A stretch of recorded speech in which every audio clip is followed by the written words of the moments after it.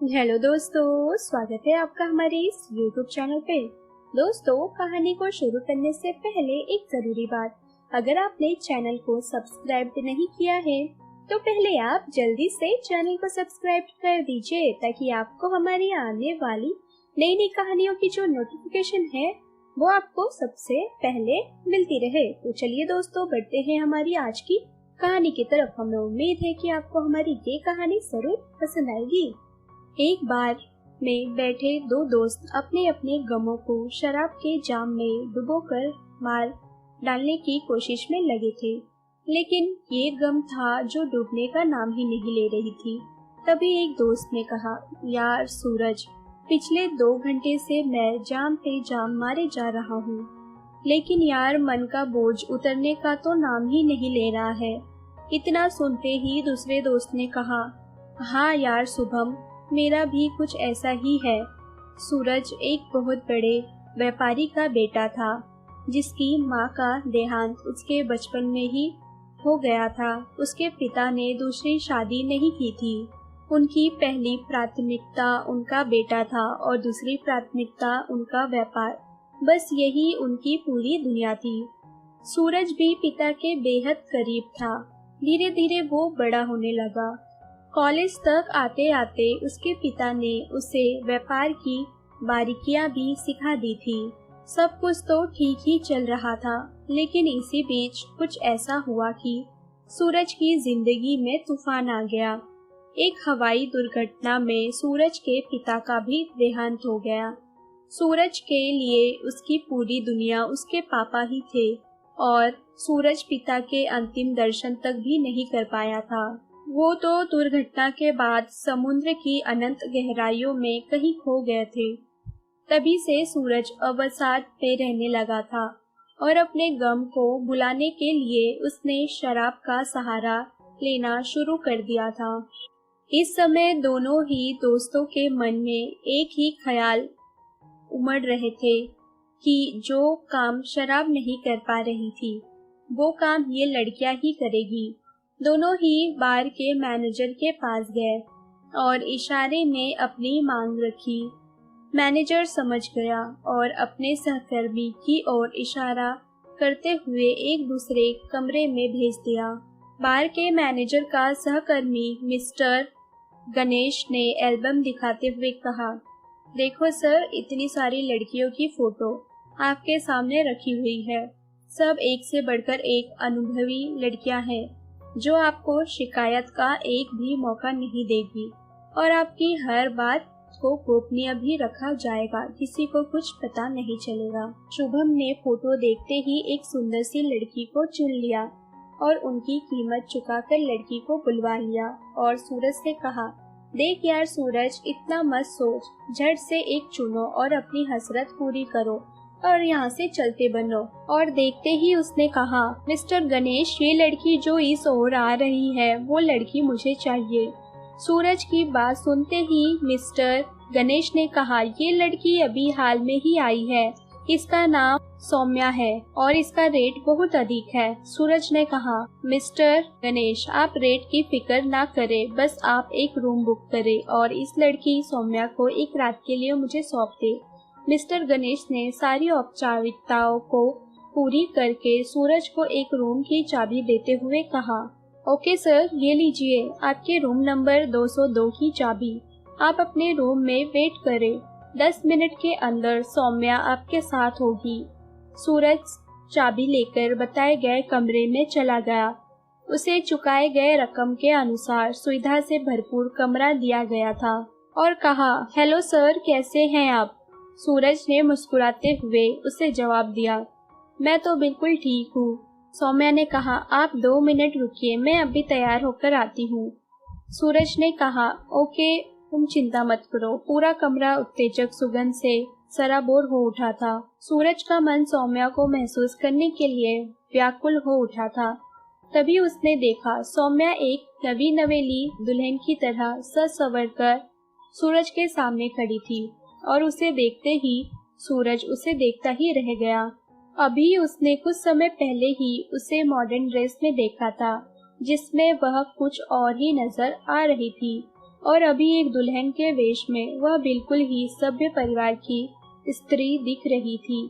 उसे इस तरह देखते ही सूरज उस पर मोहित हो गया, लेकिन वह सोच में पड़ गया कि आखिर इतनी सुंदर और सभ्य दिखने वाली लड़की के साथ ऐसा क्या हो गया जो इस पेशे में आना पड़ गया इसे।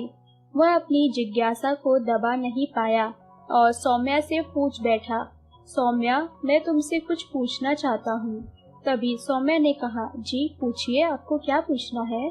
और उसके चेहरे पर तनाव की रेखाएं खिंच गई। सौम्या ने झट से कहा, सर, आपने इस रात की बहुत बड़ी कीमत चुकाई है, आप बस इसका आनंद उठाइए, अपने पैसे वसूल करें और मुझे मेरे हाल पर छोड़ दे।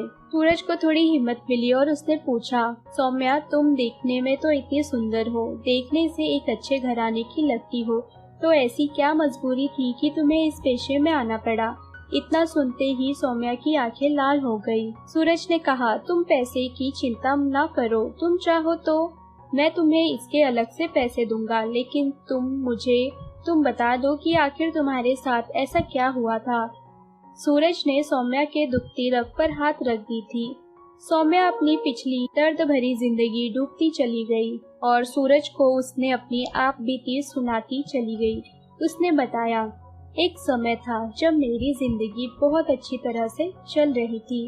मेरे पिता किसी प्राइवेट फर्म में काम करते थे। मेरे जन्मदिन के अवसर पर मेरे पिता ने उनके साथ काम कर रहे किसी मित्र को आमंत्रित किया था। पापा का वो मित्र मेरी माँ की खूबसूरती का दीवाना हो गया था। उसने मेरी माँ को हासिल करने के लिए अपनी चालाकी से मेरे पिता को ऑफिस में गबन करने की अपराध में फंसा दिया। मेरे पिता इस सदमे को बर्दाश्त नहीं कर पाए और फिर उन्होंने 5 माले की इमारत से कूदकर अपनी जान दे दी। उनके उस दगाबाज मित्र ने अपनी झूठी सहानुभूति का नाटक करते हुए मेरी माँ को भी अपने प्यार के जाल में फंसा लिया और माँ के साथ उसने नाजायज संबंध बनाकर उसकी रिकॉर्डिंग भी कर ली। माँ ने जब उसके सामने शादी का प्रस्ताव रखा तो उसने शादी से भी इनकार कर दिया। इस पर माँ ने भी अपने नाजायज रिश्ते को जारी रखने से भी इनकार कर दिया, लेकिन उसी रिकॉर्डिंग के ब्लैकमेल करके वह माँ को अपना शिकार बनाता रहा। एक दिन मैंने उन दोनों को आपत्तिजनक अवस्था में देख लिया। मेरी माँ आत्मग्लानि से भर उठी। उस आदमी ने भी मुझे देख लिया। मेरी खूबसूरती को देख उसके अंदर का जानवर मुझे भी अपना शिकार बनाने का आतुर हो उठा था और जब भी उसका मन करता बारी बारी से कभी मेरी माँ को तो कभी मुझे अपना शिकार बनाता रहा वो। इस बीच माँ ने तंग आकर अपनी जान दे दी। इस तरह सालों बीत गए। मैं पहले से और भी अधिक सुंदर और उत्तेजक हो गई थी। मेरे रूप और यौवन पे मोहित होकर एक दिन उस निर्दयी इंसान के घर के नौकर ने मेरी मदद की। मैं उसके चंगुल से बच गई, लेकिन उस नौकर ने भी अपने इस एहसान की कीमत मुझसे वसूल की और अपने मन की करने के बाद वो मुझे इस होटल में 5 लाख रुपए में बेचकर चला गया। पहले तो लोगों ने मेरे शरीर और आत्मा से खेला, लेकिन अब तो उसी काम के बदले मुझे पैसे भी मिलते हैं, जिससे मैं अपनी जरूरत की सभी चीजें भी खरीद लेती हूँ। और अब इसे ही अपना नसीब समझकर मैं जी रही हूँ कि अब मेरा इस दुनिया में कोई भी नहीं है। ऐसा कहते हुए सौम्या की आंखों से आंसू बहने लगे। ये दर्द भरी कहानी सुनकर सूरज की आंखें भी गीली हो गई थी। सूरज ने भावुक होकर फौरन उससे हमदर्दी जताने लगा। सूरज से खुद को अलग करते हुए सौम्या ने रोते हुए कहा, सर, मेरी कहानी सुनकर यूँ भावुक न हो, वरना मुझसे प्यार हो जाएगा आपको। ये मत भूलो कि मैं एक वैसी लड़की हूँ। कहते हुए सौम्या वॉशरूम में चली जाती है और वह फिर से तैयार होकर आती है। सूरज उसे अपनी बाहों में भरते हुए कहा, सौम्या, मैं चाहता हूँ कि तुम एक बार फिर से नई नवेली दुल्हन की भांति सज कर आओ और मैं तुम्हारे संग सुहागरात मनाना चाहता हूँ, लेकिन अभी वापस दुल्हन की भांति तैयार होने में बहुत समय लग जाएगा और सुबह हो जाएगी। कम से कम आज के पैसे तो वसूल कर लो। लेकिन सूरज ने जिद पकड़ ली और उसे दुल्हन की भांति सजने को बाध्य कर दिया। सौम्या को सूरज की बात माननी ही पड़ी। इस बार सौम्या को तैयार होने में काफी वक्त लग गया। उसे आज पहली बार ऐसा सरफिरा ग्राहक मिला था, लेकिन पता नहीं क्यों फिर भी उसे सूरज के लिए तैयार होने में एक अजीब सी खुशी महसूस हो रही थी। जब वह लौटकर आई तो देखा वह एक कमरा एक सुहागरात के कमरे की तरह सजा हुआ था। सूरज एक दूल्हे के लिबास में उसका इंतजार कर रहा था। सौम्या के आते ही सूरज ने उसे अपने आप ले लिया। सौम्या ने भी अभिनय करते हुए घूंघट में अपने सुंदर सा चेहरा छुपा लिया। सूरज भी एक दूल्हे की भांति उसके घूंघट को हटाता है, उसके शरीर पे लगे गहनों के भार को हल्का करता है और हर आते हुए पलों में दोनों एक दूसरे में खो जाते हैं। इसी तरह रात का वो सुखमय पल भी बीत जाता है। सूरज और सौम्या फिर से अपने शुरुआती वेश में आ जाते हैं। सौम्या उदास स्वर में कहती है, मेरे अब तक के इस सफर में कभी कोई ऐसा नहीं आया जिसने मेरे मन के तारों को ऐसे छेड़ा हो, और कभी किसी के साथ ऐसी अनुभूति नहीं हुई जो आज आपके साथ हुई है। मैंने कभी किसी को नहीं पूछा कि फिर दोबारा कब आओगे, लेकिन मैं आपसे पूछना चाहूंगी कि आप फिर से कब आओगे। अगर कभी आपके पास पैसे ना भी हो तो भी आप मेरे पास जरूर आना। पैसे मैं दूंगी, लेकिन कम से कम हफ्ते या महीने में एक बार जरूर मुझसे मिलने आना सर। सूरज ने सौम्या का हाथ पकड़ लिया और उसके माथे को चूम लिया और अगले ही पल वो सौम्या का हाथ पकड़ते हुए उसे कमरे से बाहर ले आया।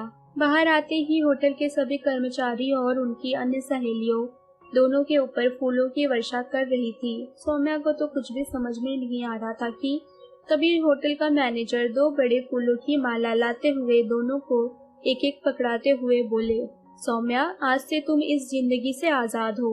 सूरज साहब ने आपको दुगनी कीमत देकर अपने जिंदगी में शामिल कर दिया है।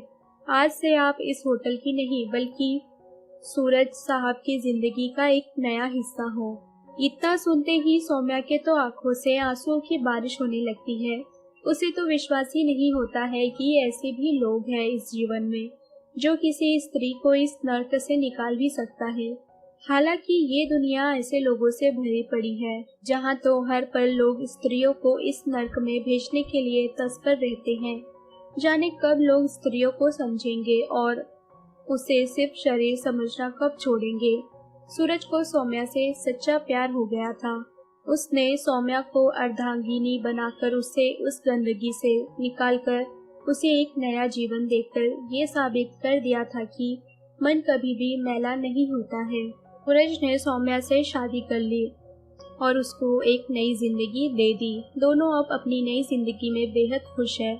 तो दोस्तों, अगर आपको हमारी ये कहानी पसंद आई हो तो कहानी को लाइक और शेयर करना ना भूले दोस्तों, अगर अभी भी आपने चैनल को सब्सक्राइब नहीं किया है तो पहले आप जल्दी से चैनल को सब्सक्राइब कर दीजिए ताकि आपको हमारी आने वाली नई नई कहानियों की जो नोटिफिकेशन है वो आपको सबसे पहले मिलती रहे। तो चलिए दोस्तों, हम फिर मिलेंगे अपनी एक और नई कहानी के साथ।